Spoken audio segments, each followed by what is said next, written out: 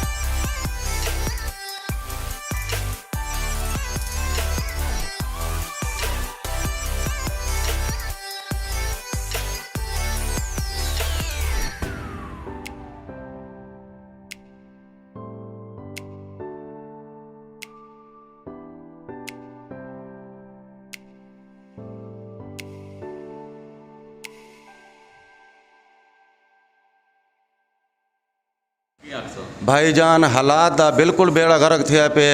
इंतज़ामिया कोई सारे ते हथ नहीं पे रखेंदी।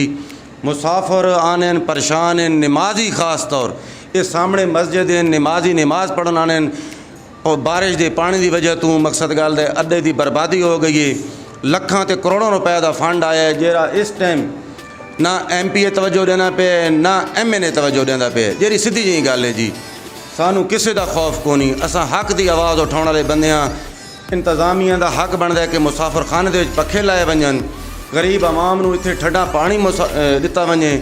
उस तो बाद जी सारी बर्बादी हुई पई है। तुस आप अड्डा आके चेक कर गिनो, जदा बारिश आवे आवाम बारिश वास्ते दुआ मंगदी है, गरीब आवाम आदि है, नमाजी आदि बारिश ना आवे, क्योंकि नमाज पढ़ने वास्ते आने कपड़े बर्बाद हो गए।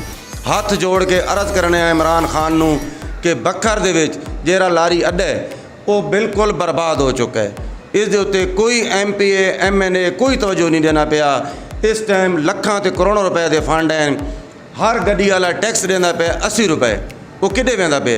हुकूमत के खजाने च वेंदा पे, किडे वेंदा पे? गरीब आवाम नूं परेशानी है। पहले थोड़ी महंगाई हो गई है, कम से कम ये तो सोचो, नमाजियों के बारे सोचो। मैं 5 वक्त नमाज पढ़ने वाला बंदा, मैं अड्डे ते नमाज पढ़ना छोड़ गया। अपने कपड़े मेरे बर्बाद थी वेंदे। मेहरबानी की वजे, अड्डे की मुरम्मती की वजे, पखे लगे लगे लाउन गरीब आवाम वास्ते। मुसाफिर खाने दे विच कुल निशाई बैठे, मुसाफिर खाने दे विच कुल निशाई बैठे, सवारी कोई को नहीं बैठी। वो कहले केरे होटल ते बानीए, कहले केरे ते बानीए, भावें रोज़े ही हैं ये आके चाह पुछ गिनदे हैं, सर तो भी चाह पीसो। असा हाथ जोड़ के इमरान खान नूं आदे हैं, गरीबां दी अर्ज़ सुनी वजे। उस्मान बुज़दार दे अगों असां हथ जोड़ने कि बखर दी आवाम के उत्ते मेहरबानी की वजे, और ख़ास तौर कोई अच्छी यूनिवर्सिटी दी वजे, मेडिकल कॉलेज दिता वजे। Doctor Afzal Dhandla election they विच आधार ये कि मैं मेडिकल कॉलेज ॾेसां अज नहीं तो एक कॉलेज ही कोई नहीं ठिया। डॉक्टर अफजल ढांडले नूं असां आखदे कि हाथ जोड़ के अर्ज़ करने कि बखर दे विच नौजवान धिक्के खाने पैन मेडिकल कॉलेज दिता वञे। मेहरबानी तुहारी अज़मत नूं सलाम।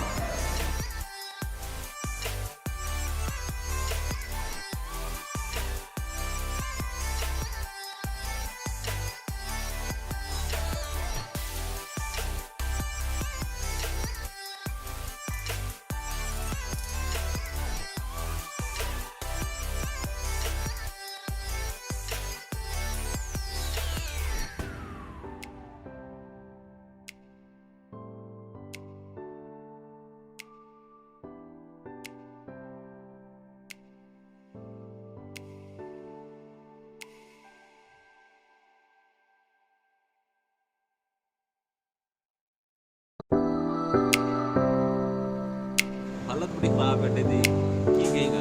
अड्डे की हालत के बारे की दसीए जी, बड़ा बुरा हालात है। पानी इत्थे जमा है, बारिश आती है तो पानी जमा हो जाता है। मुसाफरखाने का भी कोई हालात नहीं, ना पंखे ने ना कुर्सियां ने बैठने की जगह को नहीं, ना पानी है। पानी हालांकि कूलर लगे हुए हैं लेकिन उन्होंने टूटियां शूटियां उन्होंने खोल ली ने, कोई चीज़ कोई नहीं। पानी की टैक्स लै रहे हैं तो पर्ची भी लेंदे ने लेकिन इंतज़ाम कोई किसी किस्म का कोई। इंतज़ामिया बड़ी दफ़ा आई है, कोई मसला कोई नहीं बना।